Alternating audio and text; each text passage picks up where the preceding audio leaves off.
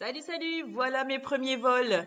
Un petit peu d'essai, un petit peu à l'avance quand même pour pouvoir expliquer. La décollage avec le stationnaire à 1,20 m. Puis en prenant un petit peu de hauteur, je vais commencer à utiliser les modes qui sont dans le G-Spark. C'est-à-dire je vais utiliser le mode Active Trike qui va en fait faire en sorte que je me sélectionne et il va me suivre ou selon le slider, parce qu'il y a un slider en dessous qu'on peut aller vers la droite ou vers la gauche et qui peut faire un 360 autour de nous.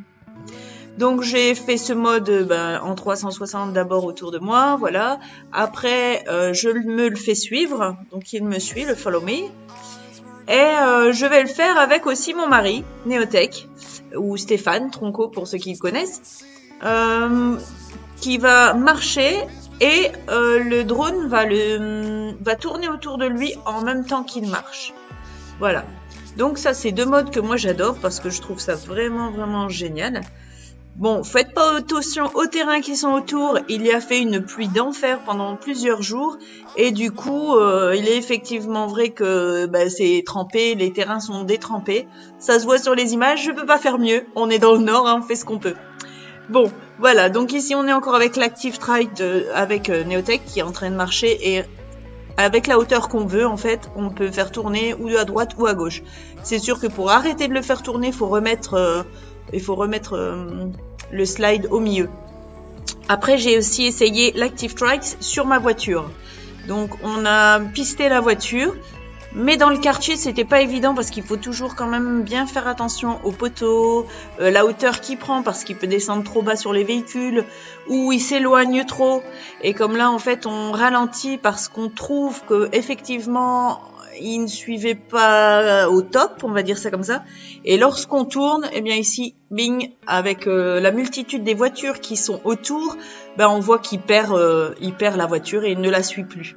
Donc de là, j'ai dû reprendre les commandes pour pouvoir le ramener près de moi et recommencer donc d'autres prises de vue. Ici, en fait, j'ai fait le mode film, c'est au ralenti. Il avance tout doucement, tout droit, ou après c'est à nous de le diriger, quoi, mais il avance tout doucement, on voit bien, hein, et ça fait une cinématique géniale. À l'inverse, on a fait le mode sport parce que je voulais juste le tester, voir ce que ça donnait, et là on voit une réelle différence.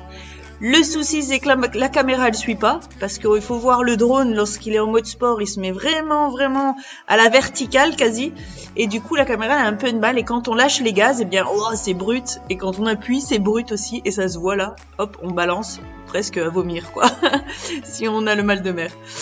Et puis alors, le mode fusée, ça, je trouve ça génial aussi, parce que quand on dirige la caméra vers le sol et qu'on lève le drone, ça peut faire de super prises de vue. Bon, ici, forcément, les prises de vue sont pas terribles, les champs inondés, et puis il n'y avait pas grand chose autour de moi, mais le mode, il est vraiment génial aussi, c'est un que je préfère aussi.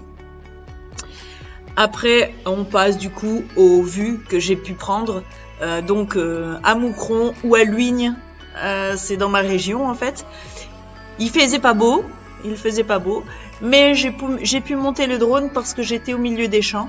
Et donc ça donne quelques petites prises de vue que je vous laisse admirer.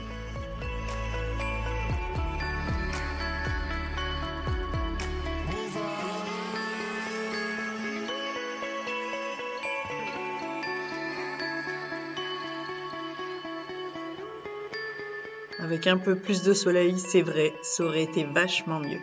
Et puis voilà, pour l'instant, c'est les seules prises que j'ai pu faire vu le temps qu'il fait ici, où il fait très venteux, où il pleut constamment. Et voilà, pour l'instant, c'est les seules prises. Mais j'ai vraiment apprécié j'ai vraiment fort apprécié le truc, hein. Donc voilà, à la prochaine, je vous laisse, et à la prochaine vidéo.